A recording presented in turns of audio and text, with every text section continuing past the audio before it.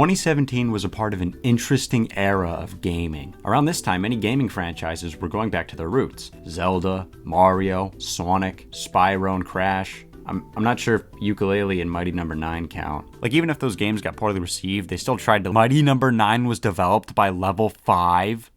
Christ, that company really can't stop tripping and falling. But the point still stands. Another one of those gaming franchises that went back to basics was Resident Evil. Quick side note, do you like having hands? Very useful, right? You could pick things up. Well, this guy sure doesn't. Resident Evil is one of the longest lasting horror game franchises. But that doesn't mean that the series has gotten stale.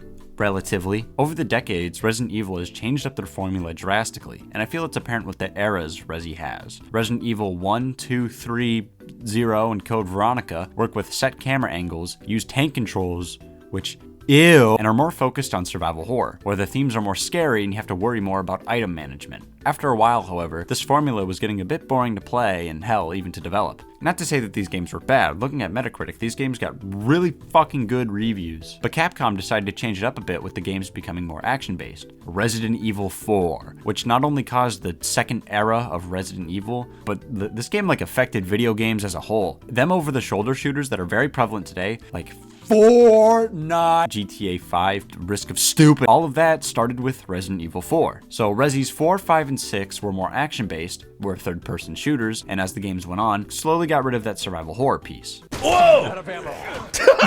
And while Resident Evil 4 was a huge success critically, the reviews for 5 were a bit lesser so. Not to say that it's a bad game, I'm going through it right now. And 6? Damn, this game is not popular. I haven't played through 6, so I can't really confirm or deny, but it seems that most people are just disappointed that Resi 6 went with the action route and how it's just another mediocre shooter game. These games sold pretty well, so it's not like Capcom was gonna get rid of the franchise, but it's clear shit needed to change. Those Metacritic scores do not lie. So they scrapped their current version of Resi 7 and had Jun Takeuchi, who previously worked on Resident Evil 5, as well as the motion designer for Resident Evils 1 and 2, as the executive producer of the game, and had Koshi Nakanishi and Masachika Kawada direct and produce the fuck out of it. These guys also worked on the Resident Evil Revelation games, which was like a little side part of the series. Funnily enough, the original Resident Evil 7 was going to be very similar to Resi 6, and featured big man Leon Skennedy and Sherry Birkin as the protagonists. There were a couple screen caps of the game that got leaked last year. Apparently it was going to take place in Venice, Italy. There were going to be decisions that made changes to the story a bit, either like the OG Resi 3 or the Telltale games, I don't know. Apparently some weird shit was going to happen too. It was going to take place on a floating island, microchips in the drinking water that would infect the public, fucking bird cameras, Alex Jones would make an appearance to scream at the locals before being killed off. This shit's too confusing for my brain, man. I don't know. I'm sure sometime in the future they'll reuse some of these ideas. They're not bad at all. Some tweaking in this shit could be Resi 9. So when Tsuyoshi Kondo was brought on board to make Resi 7, the big idea was to make it horror. Much inspiration was actually taken from the movie The Evil Dead and, a handful of other horror movies for that matter. Not only with the atmosphere and how it takes place in one location, sort of, but with the limited amount of characters. Hell, there are even direct references to said horror movies and some of the events that take place. I was looking at some of the concept art and look at the dad, that's totally a reference to Jason Voorhees. These design choices definitely complemented the first-person perspective of the game, which was never really done before in Resident Evil. I mean, they did do it for some shitty on-the-rail shooter, and then they did it again for another on-the-rail shooter. They even added VR support for Resi 7. Ah, fuck, I'm gonna piss myself playing this, aren't I? Yeah, I'm not too great with horror games. Never have been either. For the longest time, I was too scared to play Plants vs. Zombies. Yeah. All of this made a Resident Evil game that was fresh, yet stayed true to what made a Resi game a Resi game, filled with dents and lots of evil. There was even a mini concept movie that showed what direction 7 was going for, and when they sent it over to American offices, it got an extremely positive reception. Even watching this mini concept movie, it's clear that the major structure of 7 was already set in stone. The house looks basically the same in terms of style. A lot of cool stuff was unfortunately cut during development, however, like a family dog, another daughter to the Baker family. The Baker family is like the main enemies in Resi 7, and even the main zombies reacting to the main character breathing. What's funny about the breathing, the reason they cut that was because people would get too tired from holding their breath in real life when having the character hold their breath. And that canned daughter actually made a couple of appearances in one of the demos that was given to the public about half a year before the game's release. Hell, I might as well just talk about the demos right now. The first one was shown at E3 2015, titled Kitchen. When this was being shown off, you were supposed to wear the, at the time, new PSVR headset. It features you stuck to a chair while somebody else tries to get you out, and he eventually gets stabbed by somebody who some people seem to think that it's that other Baker family family daughter, the one that got canned, but like, no, the character model looks a lot more like the protagonist's missing wife. Anyways, the other demo features you playing as an unnamed guy exploring a chunk of the house where you find a VHS tape and then you get hit in the head by this guy. That is, unless you get the true ending and where you leave upstairs. I feel that this shows that Resident Evil 7 is a return to form, and that the amount of shit we're about to get into is gonna be huge. Hell, even the title screen has like a little tape recorder, which is basically just a 2000s version of a typewriter. And one more thing, and this shit's a bit obvious, but in Japan, Resident Evil is called Biohazard. And as you can see with Resi 7's little subtitle, Resident Evil 7 Biohazard, you know, they just switched that shit around in Japan. It's Biohazard 7 Resident Evil, which I think that's pretty cool. Anyways, man, I'm so excited to play. Holy shit. What the fuck? Where's the guy saying Resident Evil 7? I'm putting Resi 7 under Game Grumps for that shit. No matter that, what's the game's story? Well, instead of playing as Leon Kennedy, or any previous RE character for that matter, we play as Ethan Winters, whose wife Mia went missing about 3 years ago. However, Ethan recently got a video message that she sent and is off to save her. What's interesting about this beginning is that usually the main character has experience with like some sort of police force. Chris and Jill were part of STARS, Claire learned hand-to-hand combat from her brother Chris, and Leon was straight up a cop, but Ethan, he's just some guy. And I feel that's perfect, especially for entering the series that's going back to their roots. It also makes the horror elements feel a lot more personal. Since we also never actually get to see his face, it's easier to self-insert. You know, it also helps that Resi 6 ended with a lot of the characters moving on from things not related to Umbrella. Relatively. After getting accustomed to the controls and Ethan's slow-ass running speed, we find ourselves at the Baker residence, and after fucking about in their backyard and almost encountering the father, we enter the house. And Jesus Christ, it's like nobody's lived here since the first Thanksgiving. One thing I have to give major props to is the fact that you can interact with so many things. You can open fridge doors, drawers, and you can even inspect items directly. This can be used for little secrets, such as more information on the family, helpful tools such as lockpicks and keys, or tips on what to do with specific puzzles. And man, these models look really good. Same with the environments. There's gotta be a reason why. Capcom developed a new engine specifically for Resident Evil 7, the RE engine. It was created so that development on the game could go along a lot more smoothly. Now, RE surprisingly doesn't mean Resident Evil, it means reach for the moon. Yeah, what this engine allows for is better lighting and the ability to use photogrammetry, where you're basically using a shit ton of photos to help scan an object into a software. You know, lighting is very important, especially with a horror game where atmosphere is likely giving the most tension. This engine is so versatile though. You know that new Ghosts and Goblins game from a couple years back? I know that sounds like an oxymoron. That game used this engine. While exploring one of the rooms, we pick up a VHS tape and we're able to pop it into a VCR downstairs. What we get is essentially an interactive movie segment, which was probably a remnant of that concept movie. You get a personal experience of several victims, and what's really interesting is that most of these tapes are completely optional, but that doesn't mean you should skip them. These not only give some context to the kind of shit you're about to get into, but it also helps you with even more secrets in that next segment of the game. The first one is about a shitty ghost hunting show and their new cameraman Clancy. The hosts look like a Charlie Kelly and fucking Tony Hawk. Quit staring, Tony Hawk! Teamed up with Chris Boers to create this show. They mostly dick around in the area that we were just in, but since we're in a movable cutscene, some odd shit goes on. Most of the cutscenes in the early parts of Resi 7 allow you to move around, sometimes just looking around and sometimes your whole body. And this is really cool, it definitely adds to the immersion, especially if you're stuck and you can only look around. But because of that freedom, characters will expect you to be at certain positions, and if you're not, they'll just awkwardly shift their eyes in your direction. It's not like it ruins the game or anything, it's just kind of funny at times. As the game goes on, there will be less and less of these movable cutscenes. Anyways, back to the VHS tape. We learn that the Bakers seemingly went missing and that their son was sort of a dickhead. After a bit, the producer, Andre, fucked off, so we gotta find him. And I sort of like how Peter, he's this guy right here, starts off by insulting Clancy, the cameraman, but then when Andre goes missing, he says this. This is the last time I work with that guy. I mean, producers, they come and go, but a good cameraman like you, Clancy?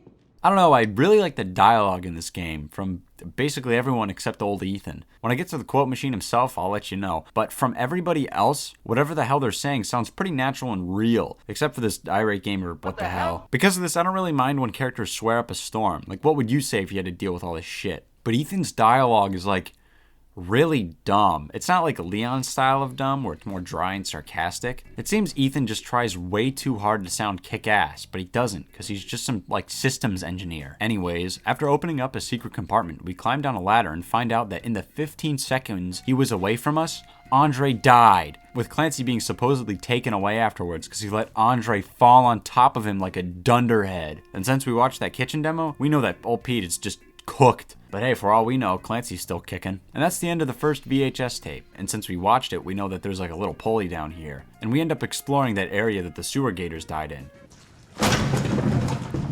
What the fuck was that? There are a lot of ambience noises and crashing sounds off in the distance. They always catch me off guard. 9 times out of 10, they don't really mean anything. It's kind of like those cave noises in Minecraft. But 9 times out of 10, there's still that little chance it could mean something. You know, it keeps me on my edge. After meandering about, we find Mia, and she seems alright. A bit on edge and airheaded, but you know, it's probably just a bit of trauma. Mia attempts to help us escape, but at some point during this excursion, we let Mia out of our sight for 15 seconds, and she gets taken away again. Well, shit. Ethan, at this point, just get a new wife, man. I hate this goose chase. At some point, we go upstairs and find nothing, and then immediately go back downstairs. This causes one of the most in-your-face, intense scenes in the whole game. Mia attacks Ethan, throws him through a fucking wall, stabs him with a screwdriver, cuts his hand off with a chainsaw. In the middle of this action, we even get a nice phone call from Zoe, somebody from the family. Interesting tidbit, that other Baker family daughter, the one that got scrapped, she went through a ton of change during development. At first, she was another insane member of the family, then sort of became Zoe, then sort of became Mia, then sort of this grandma and this other character, Evelyn, but Capcom eventually decided to just split her into the other characters and threw her away. So after Ethan and Zoe were able to have a nice conversation about his day and, you know, how great it is to have limbs, we get another string of bits with Mia attacking Ethan. Most of these cutscenes we're going through have little player interference, but she's still lunging at the screen, yelling with weapons like a maniac. I'm surprised Ethan's still conscious. You know, one time years ago, I accidentally jabbed my fingy twice with a knife and almost passed out. I'd probably be dead even if Mia showed up with like a butter knife. Ethan's a fucking trooper. After we become a true American, which is us getting a gun and taking care of the problem, we're able to walk free. Welcome to the family, son.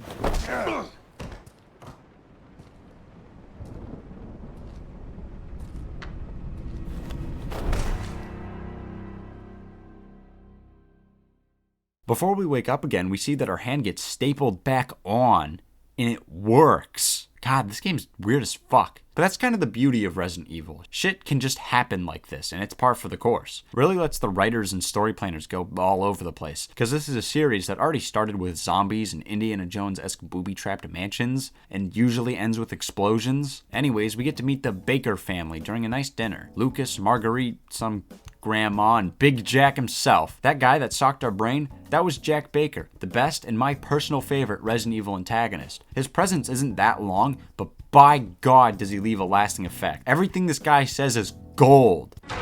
Just slip out before dinner was done?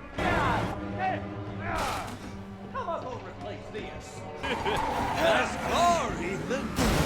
Oh yeah, I'm gonna take you for a ride. He is so goddamn funny. But also, half the time you're around this guy, he's wielding a shovel ready to like bash your face in. You know, Resident Evil's always had a good comedic bone. It's interesting how they've consistently been able to say silly shit and then immediately get me scared again. We're now able to explore this like very closed-in part of the house. It doesn't help that Jack is also roaming around this part of the house. You don't got much room to hide from Jack himself, who will chase and look after you. I think most people are aware of the scene where he breaks the dinner table and the wall, which by the way are avoidable if you're in the right spots, but many might not know about this special event. Hell, I sure didn't until it happened to me. In this room with a trapdoor hatch, when Jack attacks Ethan, he will grab him and he cuts his leg off, but Ethan doesn't die. He gives you the ability to heal your leg back on using some first aid med, and it just reattaches itself. What kind of chemicals are in this thing? Holy shit. I really like that these little events can vary between playthroughs. You know, it all depends on what you're doing. It also makes this beginning part a hell of a lot more intense. Like I said, you don't have a lot of room to hide in. So who's to say Jack won't smash in through the TV while I'm dicking around in the living room? After going through the trap door, we find ourselves in the laundry room, where we get another call from Zoe. She was probably the one to staple our hand back on, and even gave us an Apple Watch. Watch. Hell yeah.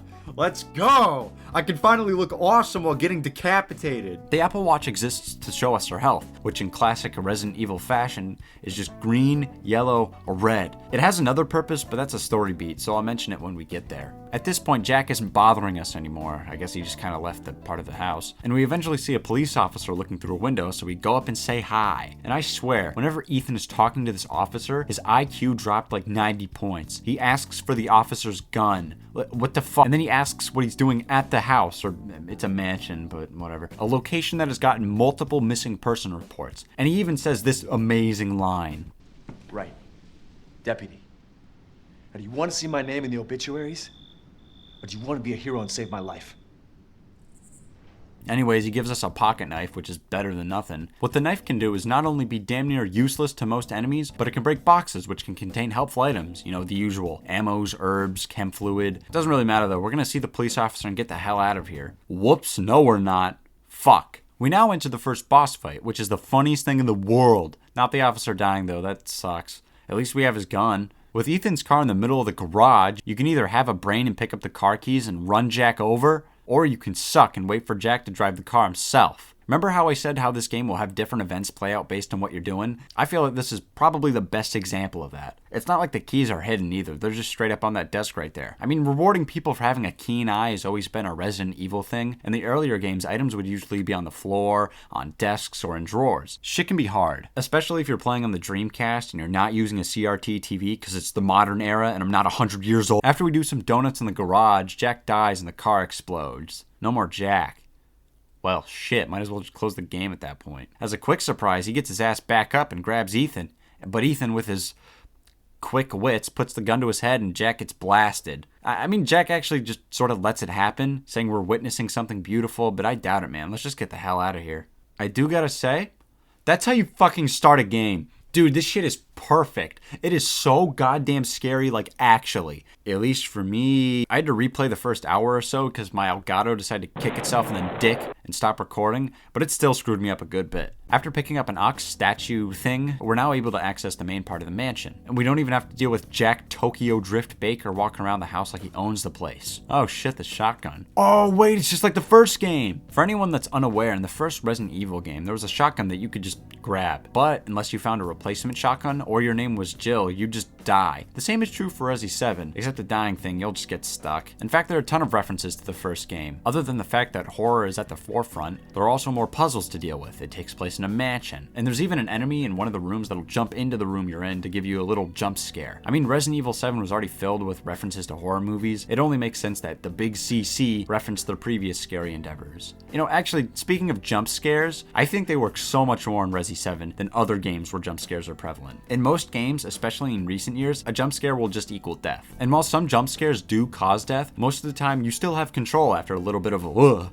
which in my opinion works a ton more, since you can't just put the controller down once you get jumped, you gotta keep moving. At this part of the game, you need to pick up 3 dog heads so we can access the backyard, which causes you to explore most of the mansion and even a bit of the basement. During some of our exploration, we find out that Jack survived the gunshot. Let's go! And he's seemingly regenerating right in front of us. You know, he keeps talking about this girl and how she gifted the family. Dude, is this what the 5G virus does to you? Anyways, Jack's chasing us again. But since we have more spaces to hide and crawl around, he isn't as much of a threat as he once was. He also has, like, whatever the hell this is, as like a weapon? I don't know. Looks like a paint roller with like spikes added to it. While rummaging about, we're introduced to the common enemy in the game, the Molded. And they're fine, but at some point they get a bit boring to deal with these guys. Later on, Licker-esque versions are added onto the pile that crawl on all fours and attack way quicker, but in turn have less health. There's also a bigger version that'll puke. God, this fucking gun sucks. I don't know if it's because of like Donkey's Resi 7 video, but it just feels like the pistol is just terrible. It doesn't even sound satisfying to use. It's like he's shooting rubber bullets. Definitely makes me feel a lot more hopeless when I'm dealing with these goop creatures straight out of like Bendy and the Ink Machine. You know, the first chapter of that game actually came out 2 weeks later? That's crazy. After collecting 2 dog head statue things, we find the last one in a basement, and that one starts another Jack Baker boss fight. You get kicked down to, okay, where the fuck are we at this point? I've never been in a mansion before. Still though, what is the purpose of this room originally? Like right now, I'm sure it's to help humans turn into goop creatures, Was this a workout room? Anyways, the boss fight itself first has Jack chasing you around with an axe, and the way to defend yourself in this phase is to kick around these like body bags. But after a couple bag kicks to the cranium, he grabs a chainsaw. But lucky for you, there's another one right there. And you can chainsaw fight the bastard. He literally explodes into legs and attempts to get back up after you like kill him. Alright, Jack is actually dead now, and we got the 3 dog heads. We now get to access the backyard.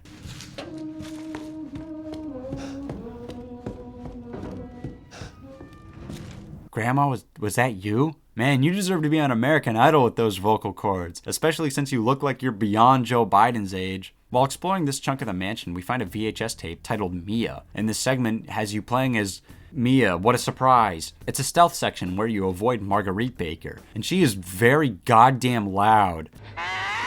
The little secrets we find here is that we find a piece to a flamethrower. Oh, hell yeah. And a crank that we'll need to grab later on. But who cares about that? We're gonna get a flamethrower. Oh shit, look at that, a little coin. In the RV outside, we find these little cages with items inside. Throughout Resi, you can collect some antique coins. They're usually hidden, so you gotta really look in some odd places to find them. But they are worth it, because each one of these cages will require a different amount of coins. And in return, you'll get things like steroids to increase your max health, stabilizers to help with the reload speed, and some extra weapons. And since I've croaked like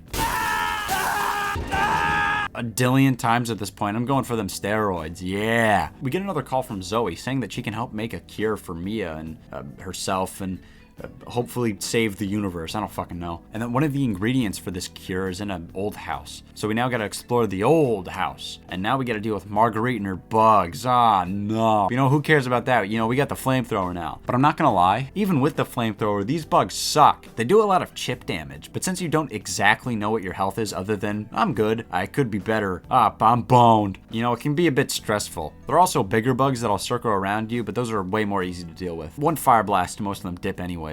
Or you could deal with them like an American, with a shotgun. At some point, Marguerite starts to roam around the house, but she isn't as dangerous like Jack. She'll just hurl insults at you. But since she doesn't chase after you like anything else in this game, it's very easy to deal with her in the house. We eventually find a crow key, which like, God, these keys are crazy. Usually in Resident Evil games, the keys are either references to medieval weapons and armor or shapes, but for Resi 7, it's like animals and they're like stapled onto a key mechanism. Thank God Ethan has like a strong gag reflex, especially with the smell. Christ. Anyways, crow key. We start making our way towards the second floor that was originally locked because we needed the crow key, and Marguerite picks us up and throws us, and we fall, and starts to taunt us with like bugs. But since we have gunpowder, you're supposed to attack her. After a couple blasts, she falls and goop pours everywhere, with Marguerite protecting a light. Dude, who gives a shit about light? I'm carrying a light producing machine right here, you stoop. After going upstairs, we find a box. We then get a notification on her Apple Watch telling us that that's basically what we need for the cure. D-series head and an arm. Are we making fucking adrenochrome? Oh, Zoe, you just want to live longer. I see how it is. My wife is dying. There's a room at the end of this hallway with an arm, but it's locked, and we need to get a light. Ah, okay. That's probably why Marg was protecting it. You know, let's just...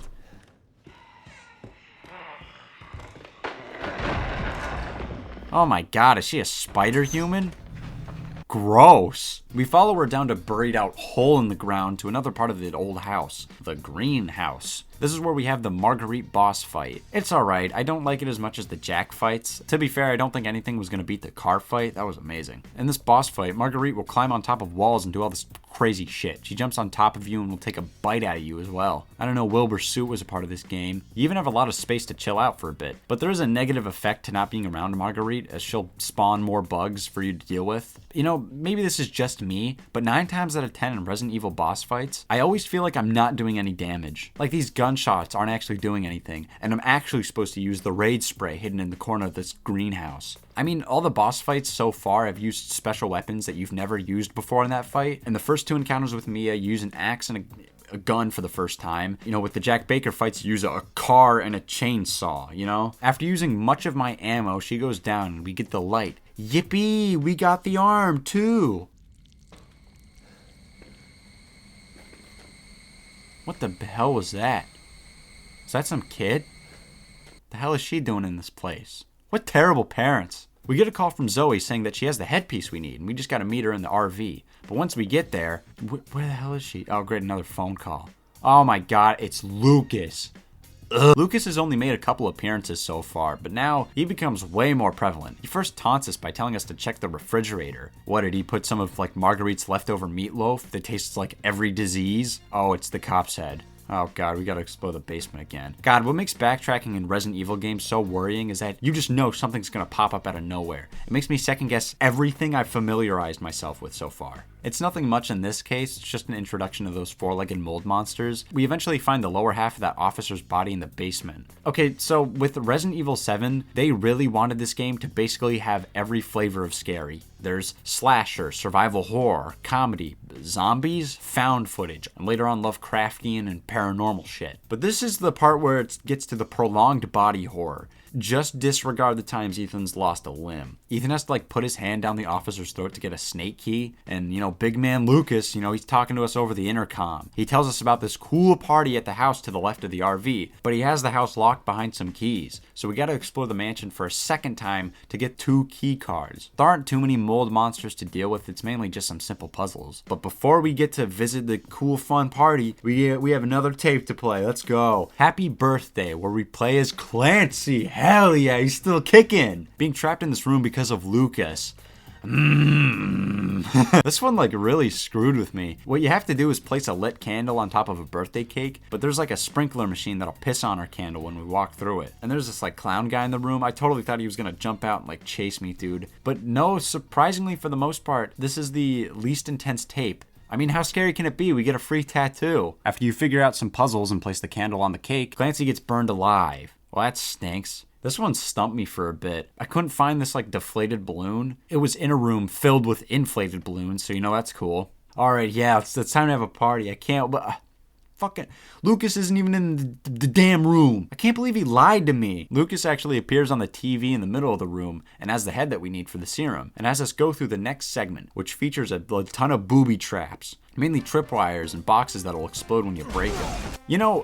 I've seen some recent internet talk over the yellow tape/paint on items or set pieces to indicate that something is of importance, and I don't really mind. I do get where people are coming from with their frustrations, and in some games it can get really bad, but since it only affects item boxes, it isn't that big of a deal. I will say though, it is a little odd that Resident Evil of all the games have these item boxes. I mentioned how in earlier Resi games you can find items on the ground, on tables, and in drawers. They still have these in Resi 7, which makes me wonder why they used the boxes, at all. I mean, more items is more items, and adding the explosion boxes is a really cool way to add Lucas's traps into this, so, we ball. After walking through Lucas's bad haunted house attraction, we go to that area where Clancy died. But since we don't need to pull this little thing off that will cause oil to fill the room, we won't get burned alive. And we finally get that headpiece for the adrenochrome. Let's go. Is that Clancy? I mean, it's a charred corpse, so it might. Sorry, Clancy, you died so we can get fucking killed by the Left 4 Dead boomer. This is the final common mold enemy. It's big, it throws up, and explodes when you kill it, so it's just actually straight up the Left 4 Dead boomer. I think my main problem with these enemies isn't that there aren't many common enemies. Because Resi 2 had the regular zombies, lickers, tree people, the dogs, and even with the tree people, they appeared very late into the game. My problem is that they aren't really visually distinct. You got regular mold creatures, screw up its legs a bit and you get the four-legged molds. Inflate the bastard and you get the boomers. I do like the boomers introduction though. Lucas puts on this whole light show, it's great. Resident Evil always seems to know how to get them enemy introductions to hit hard, or at least are memorable. After we get the headpiece, we see where Mia and Zoe are. God damn, this is the first time we see Zoe, dude. Hopefully she won't disappear into fucking Narnia within the 5 minutes it'll take me to get to her. After this point, there aren't any of Lucas's cool trolls. He kind of goes away. Surprisingly, Zoe's still there, so we can give her the head and the arm, and she can make that sweet, sweet serum. One for Mia and one for herself. Oh no, is that Jack Baker? He's still alive? Anyways, this boss fight has you battle on either 2 floors, a nice wooden floorboard or the poopy water floor. Choose and win a prize. Death. And while Jack Baker continues to have the best quips in the game, Ethan ends up having to use one of those serums on Jack, so he finally fucks off, which causes us to have a moral dilemma. Since we only have 1 bit of serum left, we have to choose between our wife or Zoe. Yeah, I picked Mia. She's my wife. We hop on a boat and get the hell out of here. Great job, Ethan. You survived the hellish landscape of Louisiana. After a bit of boating, we find this huge ship, and we enter the next segment of the game, where Ethan gets kidnapped by some mold, and we now play as Mia. While exploring the ship, we learn that there was this child called Evelyn, who was a bioweapon mix of a child and some like mold. And Mia was actually escorting Evelyn somewhere. Evelyn basically wanted a family since she wasn't able to have like a real childhood, and that's what kind of caused her to go apeshit. I mean, Evelyn will sporadically call Mia her mother. You know, speaking of which, this ship leans more into the psychological aspects of horror, since we're confronting Evelyn, who can give hallucinations and can even control the mold.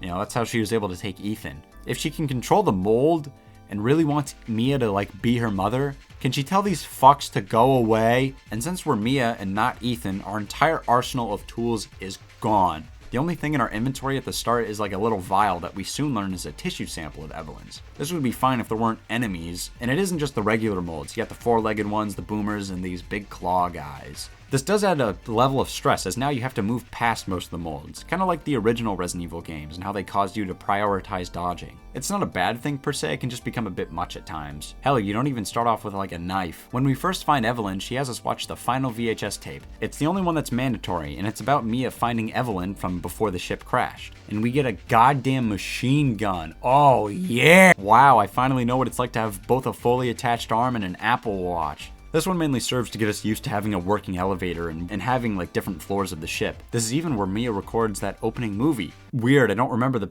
fucking beeping. This ship trip actually features the start of Evelyn calling / wanting Mia to be her mom. So around the end, we see Mia promise to be Evelyn's mother, probably so she doesn't cause another Hindenburg. Anyways, the ship explodes, and Mia floats away lifelessly into presumably the Baker household. So after watching the tape, Mia decides to berate the child.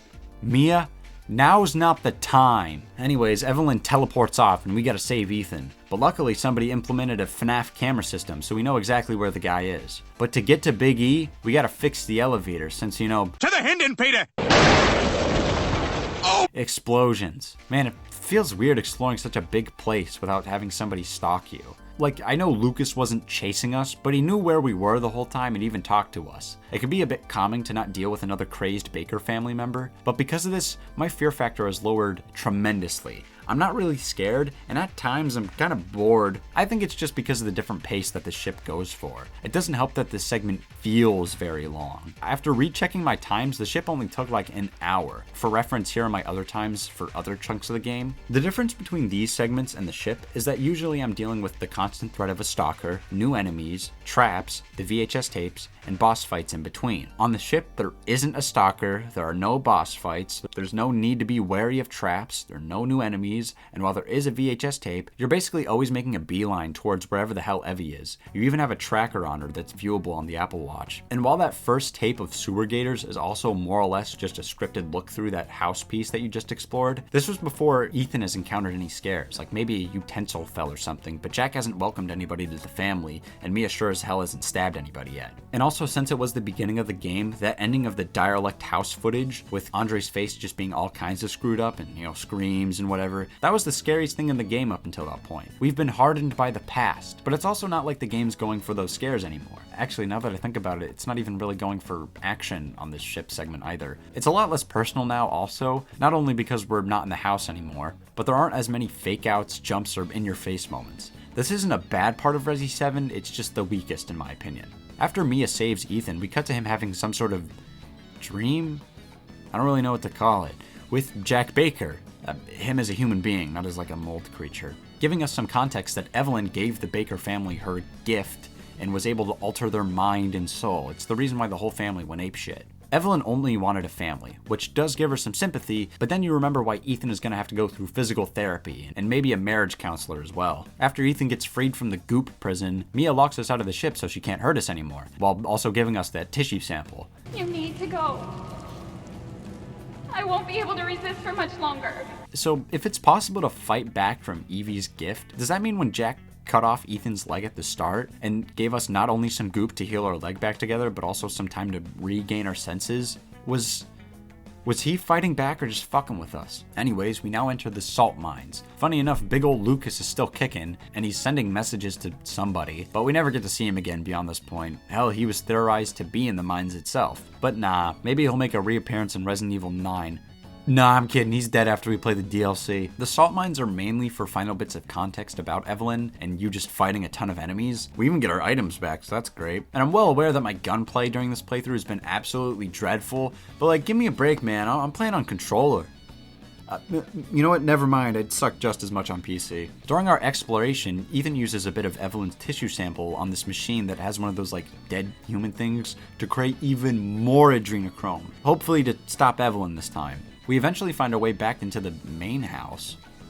Oh, yo, this is where Mia got taken away. This is probably one of the cooler parts of the game. We explored that first area again with hallucinations of what happened hours ago. Uh-oh, Evelyn's causing it. Shoot her! Fuck, it doesn't work. So Evelyn makes Ethan deal with Mia and her chainsaw again. The difference is, Mia doesn't damage Ethan during this at all. It's mostly just scripted and all in your head. She appears several times when I don't expect it. So it's really cool for this game to be a bit scary again. It's also a nice way to tie things back to the beginning in some sense. After a couple more trolls from Evelyn, we get the final confrontation where we actually got our first gun. But now shooting doesn't really matter, as all you have to do is get close to Evelyn and then inject the adrenochrome into her neck. It sort of works. She becomes grandma?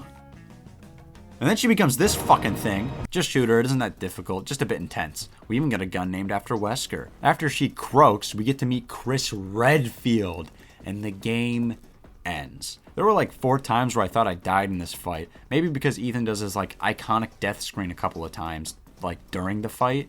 Overall, I enjoyed the main game of Resident Evil 7. I thought the opening sequence was amazing and intense. The Bakers are very entertaining to listen to and deal with. And while it sort of lost me during that whole ship thing, that's only an hour of gameplay. This shit took me 7 hours to beat. Look at my stats. And just like every other Resi game, you get little rewards for going through the campaigns, like guns with unlimited ammo to make your later playthroughs easier, or even harder difficulties. I ain't doing that though. If I do Madhouse, I'd go insane. What I will do is the extra game modes. The first thing unlocked after beating the game is Not a Hero, where you plays Chris Redfield looking for Lucas in the salt mines. You get Lucas's usual trolls with his iconic explosion traps and him planting a bomb on your arm. Apparently he was in contact and even worked with a company for that mold virus stuff. So that's how COVID started. Chris has an entire arsenal of pretty good weapons as well. Look, you can even do the Leafy. There are even new enemies to deal with, like these little annoying bugs, turrets. Are those enemies? Who cares? And these regenerator guys. They're mostly unkillable without special bullets given to you later on. But when first introduced, I had to use a couple grenades to stun them, and I accidentally killed myself while doing so. There are even some good puzzles sprinkled about too, with enemy placements that made me jump a bit. This game mode does feel the most like a Metroidvania. You get tools to access areas that you weren't previously able to access, like an air filter, night vision goggles, and those bullets I was talking about earlier. At the end of it all, you fight a mutated Lucas, and this fight adds a level of stress because you have to worry about your oxygen since he filled the room with air not even your filter can deal with. But luckily there are oxygen tanks just ready to be used. They just gotta recharge like they're an iPhone. Man, you're given so much ammo. I never ran out. I've also never seen a gun in a Resi game with over 100 bullets. God. Jeez. This game mode was alright overall. Since it wasn't really scary, it sort of just felt like a Call of Duty game. And while the new enemies are definitely a nice touch, I do wish they made an appearance either during the salt mines or the ship segment of the main game. That's not all, however, with the mini campaigns. Our next adventure is called The End of Zoe, where we play as Jack Baker's brother, Joe Baker, trying to save his niece, good old Zoe. And I swear, Joe sounds and acts like a stereotypical redneck. If that stereotype was combined with big man Charlie. So here's the story bit. After Ethan and Mia left Zoe trolls about in the woods, and Evelyn eventually turns her into this crystal thing. Some BSAA guys, that's the group that works with Chris. Anyways, they found her, and Joe just beats them up and ties one of them. After asking this wonderful question, Tell me, what kind of help comes in a helicopter gunship? Joe probably help that is very much needed in this scenario. He even knows what's going on around the place. These monsters are insane, and yet you're questioning why the hell the Diet SWAT team is here? I get that he thinks that the BSAA caused this shit, but during this interrogation he gives this BSAA member, the guy tells him that there's a cure, and Joe will just slap him 7 ways to Sunday. Whatever, Joe's a family man, he can get the cure himself. Joe's gameplay is the most special, as instead of using pocket knives or guns, Joe uses his hands. Fisticuffs, my friend, and you can even do some Tekken style combos. You can stealth kill the moldeds, craft spears, and makeshift bombs, and you even fight gators. This is Louisiana, not Florida. You even eat some bugs to regain your health. It's the greatest shit in the world. After a good bit of exploring, you find a power glove that lets you charge your punches. It's awesome. And you eventually find a cure for Zoe and lead yourself back into the main house with, oh my god, Jack is still alive? Like, still alive? Who cares? Jack beats him the hell up while insulting him the whole time. And after giving Jack a can of whoop ass, we give the cure to Zoe and she is saved. Even if Joe's campaign has the most unique combat, and even with it only being an hour long, I felt some fatigue after 30 minutes. The novelty of punching sort of wore off on me.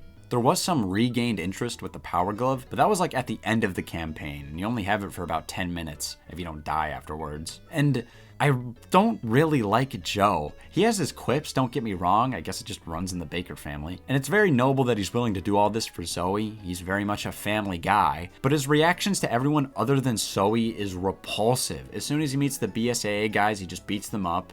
Like, these guys are the only help that you got. They got a ton of weapons and you just kick them in the dick. And by the way, this was like 3 years after all this started, so I don't know what took Joe so fucking long. But we ball, you know, Zoe is safe now.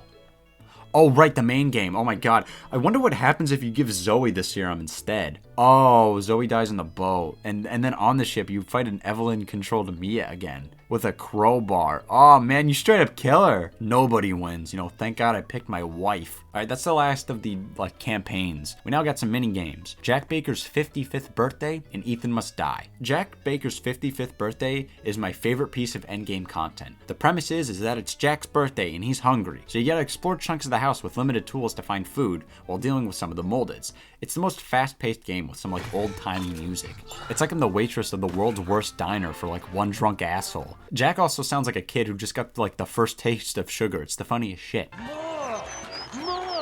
You got a limited amount of time, but dealing damage to enemies will give you a pause on that timer, so you have to strategically damage enemies while picking up some food. It's also nice knowing what health you're at instead of using the stoplight colors. I definitely recommend playing this game mode right after beating the main game. Alright, now it's time to not have any more fun. Ethan Must Die is the hardest game mode out of anything else in Resi 7. The goal is to traverse the Baker house in a very linear fashion until you get to the greenhouse where you fight Spider Marguerite again. You start off with just a knife, but you can find boxes that'll randomly spawn in places to get some extra materials. The tape around each box determines its quality. Yellow tape is 1 star, which usually means you're getting some chem fluid or gunpowder. Green is 2 stars, which nets you some guns. Purple is 3 stars, which gets you some better weapons and healing items. And now for 4 stars, man, it's not even a box, it's a freaking chest. You get some good stuff too, like a grenade launcher. Just make sure not to give Ethan a scratch, because he'll die in 2 hits if you're lucky. Doesn't help that the boxes can sometimes just be bombs. This is the game mode that I enjoyed the least. Its difficulty just makes it way too insane for me. But if you want to get your dick kicked in, I'm sure it's all satisfying to win. So the extra content featured in Resi 7 was already quite a lot to begin with. So let's just add on some DLC. Banned footage, which was released about a month after the initial release. These are mainly extra stories about the Baker family before Ethan arrived. The first one is Nightmare, where we play as Big Man Clancy again in a survival-esque scenario. Using some scrap metal you can collect at these machines, you can purchase some weapons and upgrades to last you through more rounds. It can get very difficult on those later rounds, so don't spend your scrap all in one place. Jack even makes an appearance to spout some more banger verbal tweets. Just so I don't sound like a broken record, the next 2 game modes will also feature Clancy as the player character. Alright, this one is Bedroom. You start off with Marguerite giving you a nice home-cooked meal and then leaving you to your own devices. Bedroom is basically an escape room where you have to solve some puzzles, while also making sure that you don't make too much noise, as if you do, Marguerite will come back to check up on you. So you gotta get back in bed. But you also gotta make sure that everything, and I mean everything, is back where it was before you were tinkering about. Or you could just eat the soup and die. If you happen to not place everything back correctly, you'll get a special cutscene where Marguerite gets suspicious. Now, one of a handful of things can happen. 1, she'll just insult you. 2, she gets into a fight with Jack and almost kills you for it. 3, she'll interrogate you, which can give you this visual novel-esque selection system where you can blame Lucas for how messed up the room is. Don't screw up more than once though, she'll just kill you for that. These puzzles actually messed me up too. I was so lost at many intervals. It really has to make you think outside the box, use them Rick and Morty powers. And when noise is inevitably made, you're given a full minute to get everything back to normal. That's definitely enough time. I still can't get over how you can blame Lucas at one point, and she just believes it. It's crazy. The next one is 21 Blackjack. It's where Clancy and this masked man Hoffman are playing blackjack for their lives. For the first round, it's your fingers on the line. The second, you can get the chair. And the third, your face gets turned into a brisket. It's actually really fun, and trump cards are even added to give it some flavor. And every so often, Hoffman will try to talk about his family. You know, he's trying to guilt trip us into purposefully failing. Listen, Hoffman, I'm losing my wife right now. You don't see me complaining, but dude, holy shit, this game feels rigged. You know, just like real gambling. And I'm not talking about the final round, which is supposed to be rigged, but I lost more times than I should have. Lucas, can you stop giving the family man better odds? You know, since Clancy died in the Happy Birthday VHS tape, and he had all of his fingers on that tape, does that mean Clancy did the whole first round of blackjack flawlessly? Major props. Holy God. Alright, the final game mode is Daughters. We play as Zoe this time, and the story here is with Evelyn and how she initially affected the Baker family. And this one is special because it's like the only time we see the whole Baker family be completely normal for like 15 seconds. It kind of shocked me. I was like, wow, Lucas isn't being a complete chode. This is awesome. This one also has a secret canon ending. If you go through this without exploring too much, you'll get the bad ending of Zoe not being able to escape the main house. But if you gather a bunch of things and look at Lucas's computer, which by the way, he has this like Richard Nixon-esque fuck you list. I'm not surprised Lucas turned into the torture machine guy. You'll be able to end at the RV with Mia inside. Hey, look at that. Zoe's using a lighter to illuminate the area.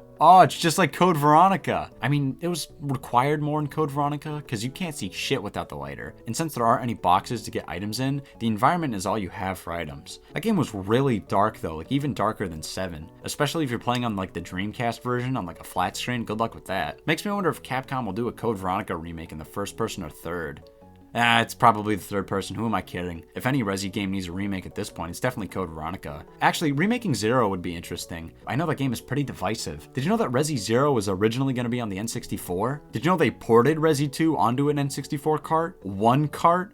Cutscenes and all? Anyways, that's all the content that Resident Evil 7 provides, and by God do I think it's more than enough. Hell, if it was just the main game, I would have been more than satisfied. But if you do decide to buy Resi 7 now, just get the gold edition. Getting the DLC individually can be very pricey. You know, at the end of Zoe, that hour-long campaign is $15. No way in hell that's worth it alone. Resident Evil 7 is probably the most unique out of any other Resident Evil game. It's one of the reasons why I decided to talk about this game and not the others. I really like Resi 2 Remake, it's probably my favorite game, but Resi 7 left a much larger impact during my first playthrough. Not only is it the most unique because of how it went for a more scary and personalized experience, but it also helped revitalize interest in the franchise. Capcom even created special videos for like reviewer sites and YouTubers, where Peter talks directly into the camera, asking about insert creator here. He needs to get to Angry Joe. I wish there were more instances of companies doing these mini campaigns teasing their new releases. I know Spyro did that with their remake trilogy, you know, they sent some eggs to creators. I know I'd go nuts if Capcom sent me like a personalized video of like Peter saying, give this tape to Owen Do, and then he gets like dragged away. Funny enough, these tapes actually play into the timeline of Resi 7. I'll get more into it after this little conclusion. Yeah, I wanted to get knee deep into some lore, but yeah. Eat my shorts, Spyro. Your fake eggs don't even play into the story. You know what's sort of funny is that Resident Evil 8 is a lot more action-based, and the reason why that is because of how scary Resi 7 was, which just confuses me. You know, it's a horror game, that's the point. And even then, it's only like the first hour or so that's ultra intense. What's even more interesting is that Resi 7 released after Five Nights at Freddy's, which caused it and a dillion other horror games to be injected into the mainstream. Like I said around the start, Bendy and the Ink Machine had their first chapter released a little bit after Resi 7's release. It's not like there's really much to worry about anyways. Resident Evil has gone all over the place on the horror to action meter, so it's unsure how the next game will go. I do hope Resi 9 goes back to horror, or at least features a very horror-centric segment like the Goop Baby from Resi 8. But yeah, I really like Resident Evil 7. I recommend it, and if you want a good taste of it personally before you decide to buy it, I definitely say play the beginning hour demo. It gives you a good example on what the actual game will be like without showing off too much. I'll be awaiting my special VHS tape for the 9th game in the mail, Capcom, so here's my address. For the last bit of this video, I went into some sort of rabbit hole. What kind of rabbit hole? Clancy's timeline. This first started because I was trying to craft up a timeline of Clancy's events, which I thought was the derelict house footage, the personalized YouTube videos, kitchen, bedroom, nightmare, Blackjack 21, and finally Happy Birthday, and then that charred corpse that is supposedly Clancy. I was looking at a bunch of YouTube videos about Clancy, and some of them seemed to think that Nightmare happened before Bedroom, which didn't really make sense to me. I know Jack dragged Clancy down towards the basement, but I feel that the interactions with Marguerite in the bedroom tape line up better if Nightmare comes after. Like, Jack sees Clancy and doesn't even bat an eye, which makes me think that Jack hasn't really tossed Clancy around yet. rustled his feathers. I thought that Clancy went towards the basement through the end of bedroom and then encounters Jack. Because of this, I decided to go searching more and ended up finding something that kind of destroyed my personal timeline and every other Clancy timeline. And that is because Clancy might still be alive. This Steam community post shows it all, so here we go. And if you want to read it for yourself, the community post will be in the description. The first bit of evidence used is with the dates provided on the VHS tapes. While the DLC tapes have screwed up dates, you can still tell that the dates don't really line up with my personal timeline. Happy Birthday takes place on June 2nd, and Blackjack 21 takes place on supposedly June 3rd, or June 13th, or 23rd, or 33rd. Hell, Nightmare starts on a date that's between the 10th and the 19th. And we don't even know what the month is. And with Bedroom, we can only take a guess between June 1st and June 9th. I'm going to focus on Happy Birthday and 21 for this bit because it's probably the most damning. Some may say, dude, the freaking tapes, they might have just been screwed up. It's a mistake. Well, here is where we get into another piece of evidence. There's no way that Clancy is alive after Happy Birthday. We see his charred corpse when we're playing as Ethan. That might not be Clancy. After Clancy gets burned, a bit of time goes until Lucas comes back. And looking at Clancy's skin, it's nowhere close to the corpse we find as Ethan. Hell, this corpse might not even be a guy. Okay, well, that still doesn't answer the timeline problem, right? In Blackjack 21, look at Clancy's left arm. It has bandages on it. On the same arm and the same area where that clown gave Clancy the loser tattoo. In the Happy Birthday tape, it is also impossible to not get the loser tattoo. Well, he did get burned. Why are there not bandages all over his body? Why are they just on his arm? Here's a little theory. Clancy is mold, just like Ethan and the Baker family. As we've seen before with Jack getting burns from the car explosions, it is very possible and somewhat easy for a mold-infected human to regenerate from fire burns. But the tattoo, that was etched into Clancy's body. So Lucas or Clancy might have put on some bandages for whatever reason. It's also really easy to be infected by mold. How do we know this? With the beginning hour demo, funny enough. By trying to get the true ending, you encounter a molded enemy, and if you take damage, you turn into mold while you're trying to escape. But if you don't, you're allowed to leave the residence. So Clancy's still kicking. Who knows if Ethan killed him during his adventures? Maybe Lucas brought him down to the salt mines to jerk him off. I don't know. But yeah, I don't know. I just thought that was pretty cool. Anyways, thank you for watching my review. Here's the live action bit. Good night, America.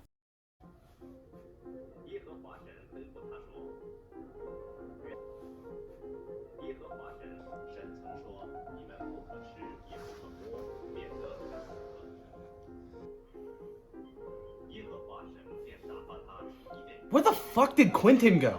I haven't seen him in 8,000 fucking years at this point. He died. What the fuck was that? Let's go check it out.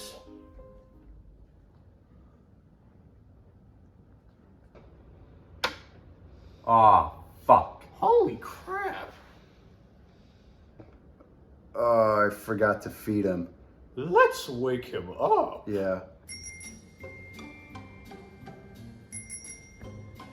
It's not fucking working. Here, give me a try.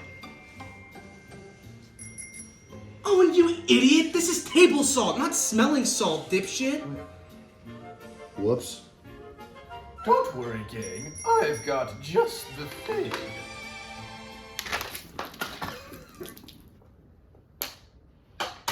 Time for a feast. I agree.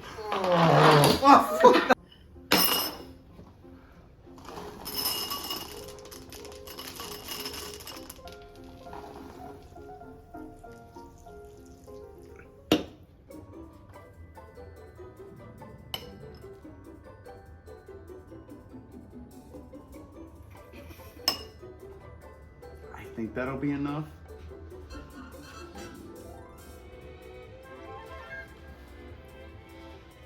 You guys want to get a burger? Yeah. Yeah, burger. I love Burger Queen. Where's Dante? Where the hell is he? What the fuck?